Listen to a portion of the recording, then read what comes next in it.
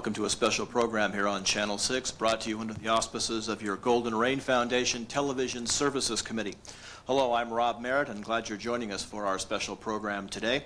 We're going to be finding out a little bit about cable television, and specifically cable television that affects us right here in the Leisure World community. We have some very special guests today, experts in their fields in discussing cable TV, both here in Orange County and right here in your community of Leisure World. And we start off with one of our directors here in Leisure World. Joining us today is Mr. Bob Payne. He's currently a director of Third Mutual, formerly a director of Golden Rain, and formerly chairman of our TV Services Committee. Bob, good to have you with us today. Thank you. Glad to be here. Also joining us today is Mr. Jim Eder. Jim is in his second year on the Golden Rain Foundation board. He's this year's chairman of the TV committee. And Jim, glad to have you with us today. Thank you, Rob. Joining us from PCM is Kirk Wadelow, and Kirk is the Director of Government and Public Relations with Professional Community Management. And I won't say how long he's worked here, but a number of years here in Leisure World. Kirk, good to have you with us today. Always a pleasure, Rob. Also joining us today is Mr. Ed Foley. Ed is the president of Rossmore Electric, Inc., and Rossmore Electric maintains the cable system here in Leisure World under a contract with the Golden Rain Foundation. Ed, good to have you here. Also joining us, a couple of representatives from the County of Orange today. Vicki Gray is with us. Vicki is the cable television franchise coordinator with the county. Vicki, good to have you here. Nice to meet you, Rob. Joining us today. And also joining us today from the County of Orange is Mr. Fred Voss, who's a manager with the General Services Agency with the county. And Fred, good to have you here today also. Thank you very much, Bob. Good to be here. It's an important subject of cable TV, and I know you've all spent various times of your lives and careers studying this important field. And hopefully today we can get some answers for our folks in Leisure World as to our cable system here in Leisure World and some of the changes that may be coming up in the future. Jim, we're hearing a lot about cable TV. Every newspaper and magazine we pick up just about has an article on some form of communication these days. We're hearing a lot about it here in Leisure World as well, and a discussion for the past several months on the possibility of rebuilding this cable system in Leisure World. Why has that come before the community and specifically the Golden Rain at this time? Well, our franchise for our TV system expired a little over 2 years ago, and new requirements were placed upon us. And at that time, we got a 2-year extension on the franchise to get time to evaluate what would have to be done to our system to meet the county requirements. A lot of testing was done, and it was determined the system as it is today could not do it at all, and it would not be practicable to upgrade the existing system. So after all that was determined, the only way to meet the county's requirement was to engineer a new system which would meet those requirements and fulfill the needs of Leisure World. Mm-hmm. You mentioned the county's requirement. Let's turn to Fred for a second if we can. Fred, I understand that cable TV in the County of Orange is controlled by an ordinance or under an ordinance written by the county supervisors. One of the jobs of the GSA is to administer that particular document. Talk a bit about the ordinance. What's the purpose for that ordinance and how it was determined, the specifications and standards here in the county? Sure. The purpose of the ordinance is to set minimum standards for franchising cable systems, which is an authority that has been delegated to local government by the Federal Communications Commission, which is, I'm sorry, you couldn't hear me, which is an authority that's been delegated to local government by the Federal Communications Commission in compliance with their responsibilities under federal law. The intent of defining minimum standards is for the benefit and protection of the general public. The County Master Ordinance was revised in 1983 to incorporate, among other things, a 54-channel, 400 megahertz capacity requirement. Now, the important thing about this requirement, Bob, is not the 54 channels per se. A couple of channels more or less is not that important. But 54 channels is sort of a non-technical shorthand for expressing the 400 megahertz cable capacity requirement. That was a standard back in 1980. It's not just a bureaucratic whim or something that has been arbitrarily developed. 400 megahertz allows the system to carry a minimum of 54 channels of programming. But it also means that it represents a system that was engineered and installed to what were then the latest technical standards. With the addition of certain electronics, it also allows the system to meet other technical requirements for signal quality and interactivity. Should again be noted these are 10 to 15-year-old standards, and the FCC is expected to issue a new standard shortly. The system currently installed here in Leisure World is not a 400 megahertz system, it's a 300 megahertz system. Further, it's directly buried in the ground in some places rather than in protective conduit. I think Mr. Foley will probably get into this in greater detail, but I think it's safe to say that the system, as it is now, will become increasingly difficult and costly to maintain, and service will become increasingly worse. The quality of a cable system impacts a lot of things. It impacts property values in a community. People buying homes today want to know about, typically, if they have children, the quality of the schools, what the local crime situation is, and what kind of cable system they're going to have in their homes. No doubt there are people in the community that don't care much about cable television and are more concerned about increases in their monthly fees. But there are others who do care about continuing to enjoy what television has to offer and what it will be able to offer in the future. There are those who are concerned about their property values and who may even want to get onto the information superhighway someday, or to take advantage of other features which a truly state-of-the-art system could provide. And the county has an obligation to those people and a legitimate interest in seeing that they receive the full protection of an ordinance which was designed to protect and benefit all the residents of the county. You've explained the ordinance from the county standpoint. There's another document that's called a franchise. Talk about the franchise, what that is, and specifically how it applies to the cable system here in Leisure World. The Federal Communication Commission requires a local franchise if a system meets their definition of a cable television system. Under the FCC definition, a system such as yours, serving only subscribers in multiple dwellings under common ownership, might be exempt if the facilities did not use any public right-of-way. Your system does, in fact, however, cross public rights-of-way and therefore requires a franchise from the county. The franchise agreement itself is simply a contractual document executed between the county and the cable television operator, which implements the conditions of the county ordinance and provides the system owner then the right to operate. Kirk, am I correct? Here in Leisure World, the system owner is the Golden Rain Foundation, correct? Correct. Okay, so we're a little bit different from Irvine or Mission Viejo or any place else in Orange County that may have a big-name cable company that sells that service. Here in Leisure World, it's provided by the Golden Rain like the other services, correct? That's correct. Okay. Let's talk to Ed Foley for a second, because Ed, your company, Rossmore Electric, has not only maintained the system over these over 30 years, but also engineered and constructed the system for the Rossmore Corporation as well as maintaining it. If the county didn't require Leisure World to have a franchise, if there was no county ordinance, from a technical standpoint, would this system need to be rebuilt? That's somewhat of a difficult question. The system itself can probably be maintained at its current level of service for some time into the future. The problem comes in whenever you start talking about new and additional services that are coming available. We're currently operating at the maximum capacity of the system. There's really nowhere to go from here without removing services to add new services. So if Leisure World wants to look into the future, and obviously by the calls that are being generated today, there's increasing interest in different types of services. I think it's essential that this process start as soon as possible, basically, to ensure that the future residents of Leisure World can have access to these services. Technically, right now, we're stuck at 35 channel capacity, and without some kind of a change or rebuild, there's no way to put more channels on the existing system economically. Is that correct? That's correct. I'm sure you've read a lot about interdiction or compression systems in the newspaper. Right. Some of these systems are up and running. Most of them are in the engineering stages. Again, it would be very costly to implement that, and you would have to put set-top converters on every set to utilize that, which creates an interface problem in a community such as this.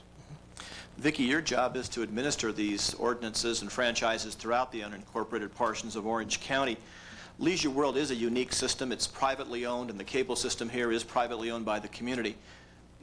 Why can't Leisure World get an exemption? Why can't Leisure World get kind of a special arrangement to exempt itself from the franchise? Well, actually, certain provisions of the ordinance, certain provisions of the ordinance could be waived, or the ordinance could be changed with a 4/5 vote. But I think the basic question that we're talking about here is, why does the Golden Rain Foundation now need to meet or exceed the 54-channel requirement? The requirements were added to the ordinance in 1983. Systems holding franchises at that time were not required to comply. In the case of the Golden Rain Foundation, a 2-year franchise was awarded in 1992, and to permit time to plan the upgrade of the system. Yesterday, the franchise was extended an additional 6 months to permit more time for planning. In other words, the 54-channel requirement has already been waived for 11 years in the case of Rossmore Leisure World. A survey of other cable operators in the county reflects that all but 2 other systems are in compliance with the requirement. In fact, some cable operators in Orange County are building up to, or planning to build to, a 750 megahertz system, which is almost twice the capacity, over twice the capacity of this system. They're doing this because they feel it's a sound business decision. Of the 2 systems that are not yet in compliance, both have agreed to do so. So it sounds like Leisure World, instead of being ahead on this, is really about 11 years behind some of the rest of the county in abiding by this ordinance. Possibly, in fact, of abiding by the technology of the cable television industry. You mentioned some of the other systems in the county of Orange. In addition to this system, what other systems are under the ordinance of the county of Orange as opposed to incorporated cities? Okay. Well, we have 12 franchises, and what happens is the geographical area served must have the franchise. So I share a lot of franchises with cities. For instance, Jones Cable serves all of Yorba Linda, but there's a few subscribers in the unincorporated area. So Jones also has to have a franchise with the county. So a lot of these are shared franchises. Is Leisure World the only one that the community owns the system? Yes. Okay, so this is indeed a Yes. unique system here within the community of Leisure World. Kirk, I know part of your job has been dealing with some of these government agencies, and we've talked a bit about the county and our 2 representatives from the county. What about the federal level, the Federal Communications Commission? Some of our residents say, let's go to the top. Let's appeal to the FCC, get ourselves exempted. We won't have to abide by the ordinance. We won't have to have a franchise. Let's get the FCC to help us out. Right. They're saying that, Rob.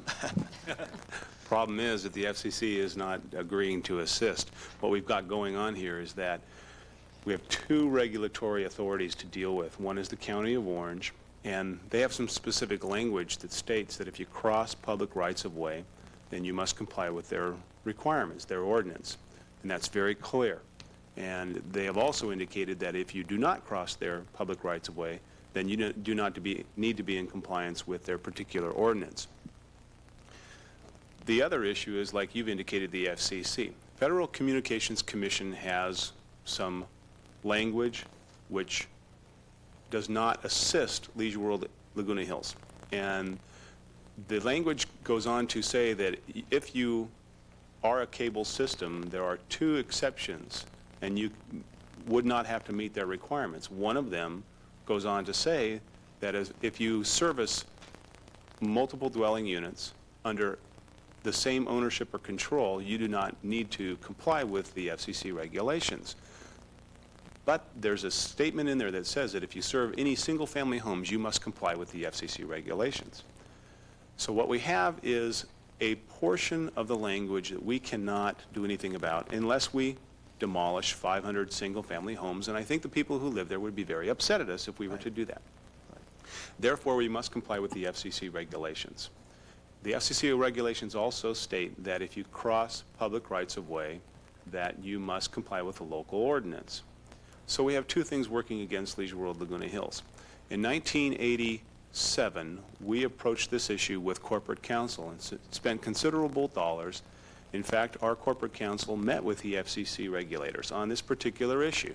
Their statement was that, in their humble opinion, they believe that the FCC would not grant an exemption based upon the 500 units that are single-family dwellings here in Leisure World Laguna Hills. Therefore, they have to comply with the FCC regulations. So we really have two factors, using public right-of-way and the single-family homes, both of which make this a CATV system then. That's correct. Okay. Yeah, Bob? I'd just like to add, at the time of the 1992 Cable Re-Regulation Act, we did solicit the help of Congressman Cox to see if he couldn't correct this little problem that we were having, and he was not able or didn't get that into the 1992 Act.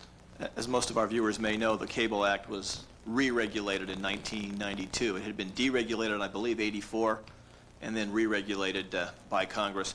I understand, just for our enjoyment, more regulations may be on the way in the months and years to come, so we'll all listen to that with interest, I'm sure. Bob, well, we've got you down here at this end of the table. Question for you. Since it looks like we are going to be into a rebuild situation here with our cable, what about stretching it out? What about taking the longest period of time? Isn't it cost effective to just pay a little bit of money and sort of pay as we go and take as many years as we can, or are we under some kind of a constraint to do it quicker? Well, I'm sure this can be looked at from either end. If we spread it out, we will be spending money for putting in parts of the system that we're not able to use, so people will look at it and say, my costs have gone up, but I'm not getting any service beyond what I was getting before.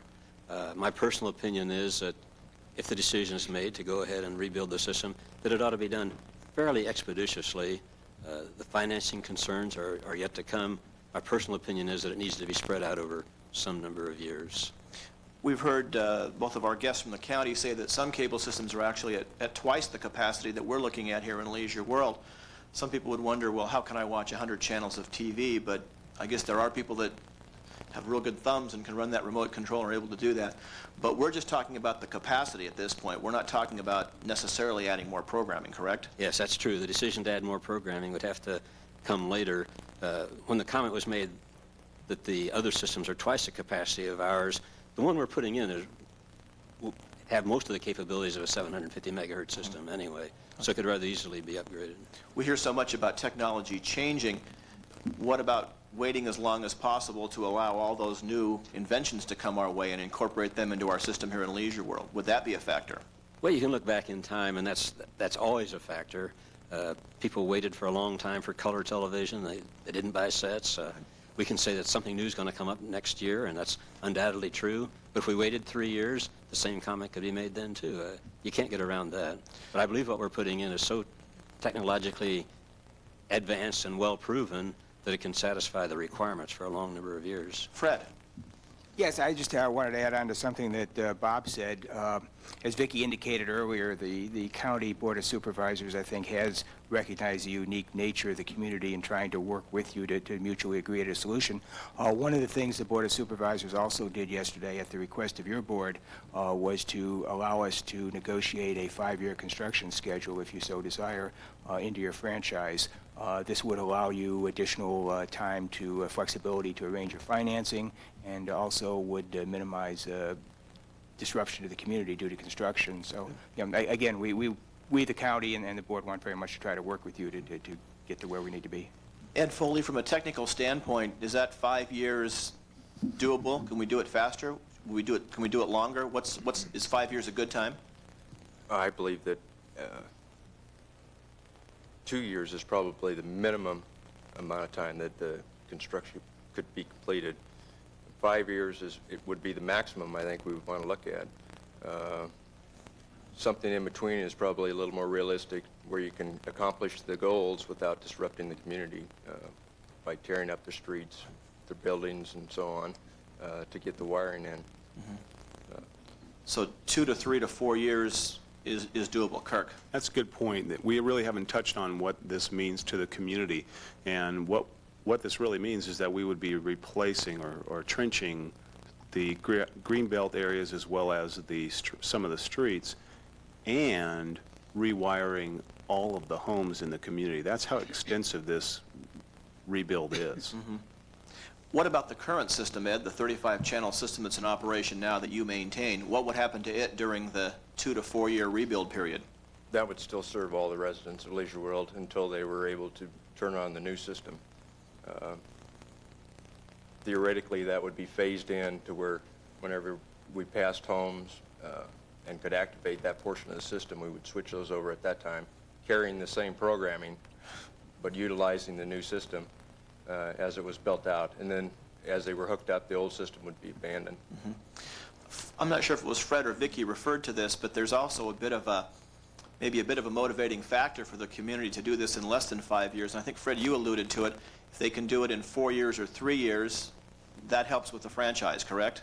Yes, the request to have a 5-year construction schedule came from the Golden Rain Board, and as I say, the Board of Supervisors did authorize us to negotiate that and recognize that a 5-year construction schedule may work best for you, and if that's true, we want to work with you. On the other hand, there are benefits to a shorter construction schedule, so we also received authority from the board to negotiate an additional year onto the 15-year franchise for each year that construction was accomplished within the 5 years. So just kind of an added incentive to think about a shorter construction schedule, which is what we normally require of franchisees. So that would mean an extra year or two when Leisure World didn't have to go back then and apply for an additional new franchise down the road 15 to 17 years from now. Exactly. Right. Jim, I know you've made a comment a couple of times at meetings, and maybe you could repeat that for our guests today, our audience today. People keep saying we hear about all these new things. We hear about high definition. We hear about the superhighway, the information superhighway. We hear about all these high-tech movies on demand and pay-per-view and all these new technical things coming along.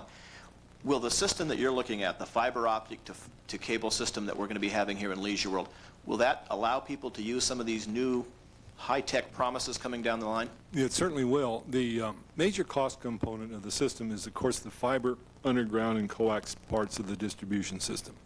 And that system will deliver up a signal up to 750 megahertz. It will be transparent to all of these new things which come in. The only changes would be in the peripheral equipment at the head end and at the user's end.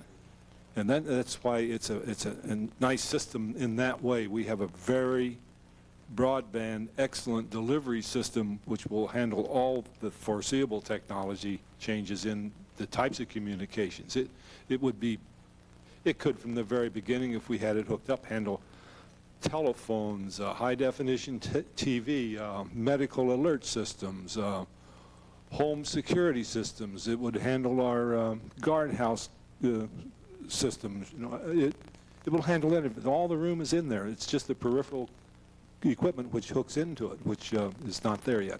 Bob had mentioned that for years people sort of held back on maybe buying color TV sets or buying stereo or buying VCR, wanting to see if these new technologies would work out. And there are people who want to be the last in the block to get the new thing. We also have people that want to be the first on the block to get the big screen TV or something else. Whatever the individual choice would be, it's all going to be compatible with this new system, it sounds like. Technically.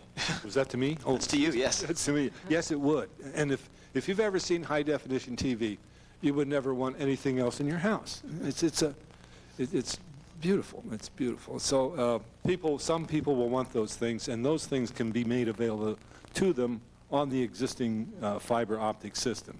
We've talked or on the new fiber optic system. a bit about the legal aspects and some of the technical aspects. Let's get into some of the economics, and this is what tends to get everyone's attention. Nobody likes to spend more money than they have to each month. Kirk, looking at it from a management standpoint, what in dollars, we keep hearing different amounts being thrown out. The system as it's designed, as of today, what are we looking at in dollar figures? Almost 3 years ago, we were asked to put in the 5-year plan a number, and staff guessed at what a number might be. We put in $8 million, and that's where in the community for years we've been talking $8 million. Through the last 2 years, we've gone out to bid. We actually had a design completed. We sent it out to bid. We had 4 contractors respond.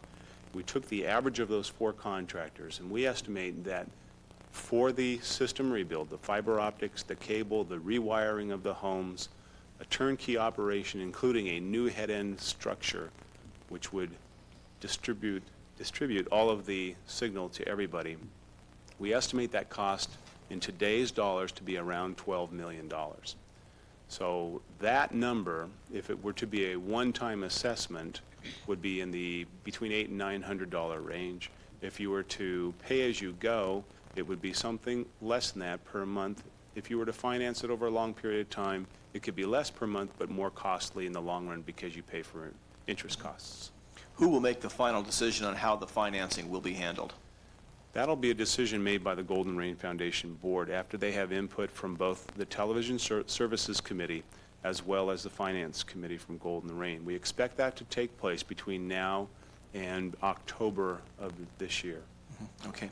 Question for Jim and Bob, and as we mentioned, Bob's had 3 years on the TV committee, Jim's in his second year. Maybe you could both respond to this.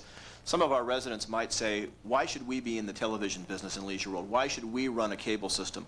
Why don't we in Leisure World turn around and sell our system to one of the major cable system operators out there, let them come in, let them hook us up, and let them bill us individually rather than community-wide? Did you go first, Bob, since you've had the longest time on the... Well, in one major respect, we took a look at that when we sent out bids asking companies if they'd be interested in coming in, operating, taking over. They had the option of coming back with a bid in as flexible a terms as they would have wanted, and none of them did. The only one that gave us a letter response indicated that they would service our community like they service the external community at a cost significantly greater than we now pay. They would give Leisure World a little discount for being a one-customer system below the cost outside of our gates. But it's still a cost substantially greater. Also, we would have no future control over costs or channel selections. Their offer to us also specifically excluded Channel 6 type operation, which most of us think is extremely important in Leisure World. I'm sure it could have been negotiated as an extra cost item, but it made the total package economically unattractive. Jim, I know you were on some of these discussions as well. Yeah, I would like to just make a comment. There's a question, why not, sell the system? The system as such is not worth anything because it cannot satisfy the county's requirements, and therefore the new operator would not be able to get a franchise. And you can't sell franchises. Franchises are the counties to give. And if you look at what was offered, it would cost you more money. People, the cable companies do not go in this to lose money. They make money off of you. They are willing to make the investment. They would be willing to make the investment and put it into Leisure World. However, the monthly charges for the basic service would be more than what we're going to be spending buying our own system. And we hope to have some sort of analysis to show to you by the next meeting or everything. But Fred or Vicki, maybe you can answer this one. If a cable company has a franchise, and I think of the city that I happen to live in as Irvine, and the company that runs the cable system decides they don't want to do that anymore, or for some business reason wants to sell the cable system, they can do that, and that franchise goes to the new operator. Is that correct? No, either way. No, there has to be a transfer of franchise approved by the board. But systems are bought and sold. We have to accept the new owner, so to speak. But systems are bought and sold here in Orange County. Is that correct? That's correct. Right. So that could be a conceivable if, in fact, another company had bought your system. In a few years, they could make a decision to sell that and apply to the county for a transfer. Well, in one specific incident in Orange County where there was a transfer, one of the requirements of the transfer was that the incoming company upgraded their system to 54-channel capacity. Interesting, interesting. Kirk, you mentioned it briefly. Maybe you could elaborate on this. We hear a lot about some of these new high-tech things in addition to television, in addition to the channels of TV that our folks are viewing now, and specifically phone companies. I know recently a resident said if he could get a 20% savings on his monthly long-distance phone bill, that would make him pretty happy. Are some of these things possible with the new system? We've had conversations with the utility companies over the last couple of years, and we continue to have dialogue with them. We understand that the phone company will be rebuilding their entire plant within Orange County over the next 20 to 30 years. I had a conversation with one of the technicians a couple of years ago about Leisure World Laguna Hills. He indicated that a rebuild needs to transpire here, but no dollars are set aside for a long period of time. In addition, we've talked with the local utility company, the electricity company, about whether they were interested in rebuilding any portion of their system. They indicated that they had completed that project in the early 80s and were not planning on any retrenching of this Leisure World system on their own. But they do have some available conduit that's underground, which would maybe save us some money. We've asked them to submit a bid to us or a proposal about Leisure World or Golden Reign renting or leasing some of those available trunk lines underground to prevent and maybe save us some money in the rebuild costs. So in a nutshell, we're still dialoguing with the utility companies. What kind of role they might play with Golden Reign, what kind of role Golden Reign might play with them is still out there, and we will be presenting fact sheets to the boards in the near future. Okay. I'd like to just go down the row and maybe get a closing comment, if we can, from each of our guests. Maybe we can start with our guests from the county. Fred, any final comments you'd like to make on this? No, again, as I tried to reiterate, there is a county ordinance which applies to all cable systems in the county. Cities always have, all have similar ordinances, many pattern after the county ordinance. Again, it's our desire, recognizing the unique nature of this community, to work as closely as we can to reach a mutually acceptable solution to the problem. Vicki? Yes, I think from my point of view, the Golden Reign Television Committee is doing a fine job of studying the issue, gathering the facts, making recommendations to the community. And I'm sensing from some of the phone calls I get that there's an awareness developing in the community that there needs to be changes to their system for reasons other than a county ordinance requirement. Okay. Ed, any final technical comments you'd like to make? Well, I'd just like to say that, to reiterate again, that the system is currently operating at its maximum capacity. Every day you're seeing in the newspapers that new technology is coming out.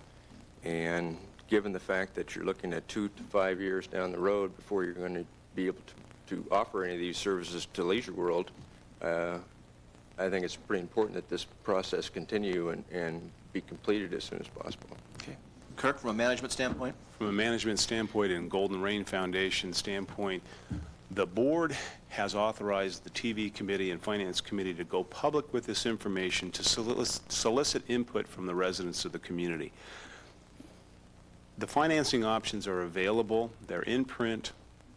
We would appreciate residents coming down to the administration building in community relations and asking for a copy of that and possibly submitting some kind of response to those options. We would like to get a pulse of the community for the board so that we can put that together in a package, a staff report to the board saying these are the responses that we've received on the financing options. So we'd encourage residents to do that.